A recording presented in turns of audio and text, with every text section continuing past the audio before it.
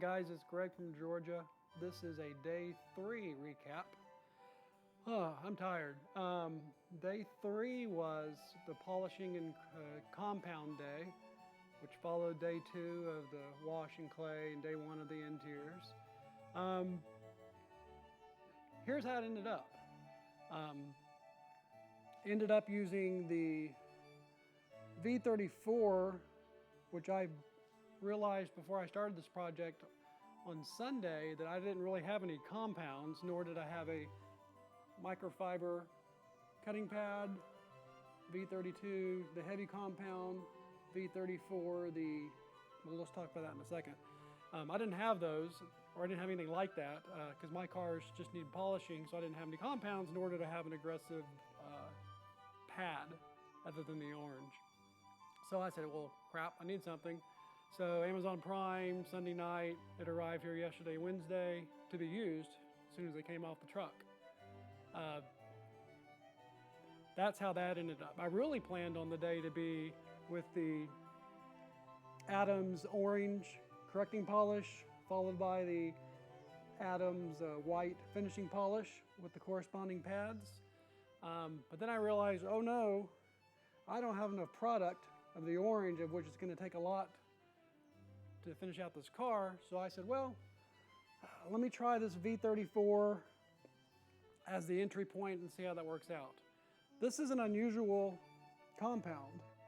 It's called an optical grade hybrid compound. And I remember watching some YouTube videos from chemical guys on it. It starts as a compound. That compound, I guess, dries and dissipates or leaves, and it leaves behind a polishing level abrasive. It really works. So in one pass, scratches aside, I basically think I did a little bit more aggressive than an orange and a finishing out of white at the same time. Probably wouldn't do that in my own cars, but for this car as a test, this whole car is really a test panel for me, but it worked out fine. Did that pass. When I saw scratches, I came back behind me with the V32, which is just a real compound, and a microfiber cutting pad. That's my first time using those. You know, there's the scratch, microfiber cutting pad. Hey, there's less of a scratch, there's less of a scratch, there's less of a scratch. I'm happy here, or scratch is gone. A little mix and match on this car as far as those results. So basically the evening consisted of a lot of V34 followed up by V32 in spots, and then all along the way doing paint correction throughout. Measuring the paint thickness throughout, because not my car and I don't know the history of it. I was very confident in using the microfiber cutting pads throughout the car because all the paint thickness I saw was 4s and 5s. If you get in, I've read, if you get into the 3s, be careful. But these were all 4s and 5s and some 6s. So I had confidently used the microfiber cutting pad where it needed to be used, and used it aggressively enough to either realize the scratch is not going to go away and just minimizing it, or just completely removing the scratch depending on the specific scenario. So that's the tools that were used. I definitely felt like this is the 5th car I've done, but the first one that I've actually compounded. I outgrew my Porter cable on this job. So next major gift giving holiday, I'm going to upgrade this. This will be demoted to a smaller backing plate for tighter areas, but I have outgrown this. I had ended up putting a piece of tape on it just to see if it was working. So on the microfiber cutting pad and on the heavier compounds, you know, I was fighting the tool. So that to me seems like I finally have outgrown this tool. And lastly, 3 spots on this car. The back, 2 where there were bumper stickers that looked like they were removed by a family of beavers. I learned wet sanding on that. Started out with 3000 grit. Didn't really do what I wanted. I could see it made some progress, but it didn't get it all out. I went to 2000 grit. That ended up getting it out. So 2000 to 3000 to the microfiber cutting pad, and then to the orange with the V34.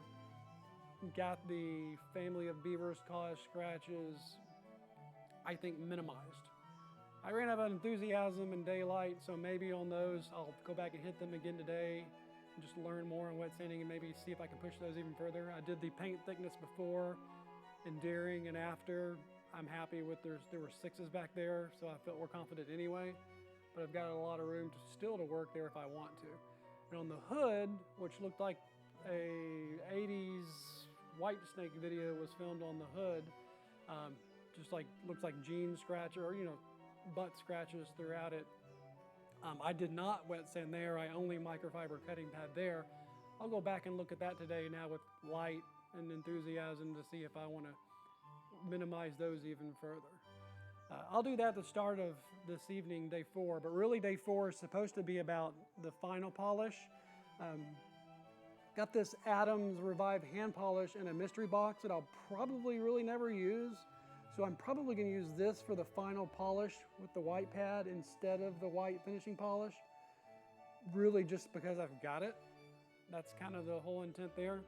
And then that's supposed to be a quick pass because the focus of day 4 is going to be the paint sealant and the Americana wax, both Adams products. Going to get those on, and the car will really be done other than dressing the tires, putting the hubcaps on, and dressing the few rubber trim pieces with VRT, Adams VRT throughout. Actually, I'll use some Adams APC and clean the rubber gaskets, and then I'll use the VRT on that. So that's the day 3 recap. I'll end this video with a few pictures of, so you can see where the scratches were minimized, and maybe if I attack those some more, you'll see a follow-up picture of them even further. So that's it for today. Wish me luck tonight, and thanks for watching.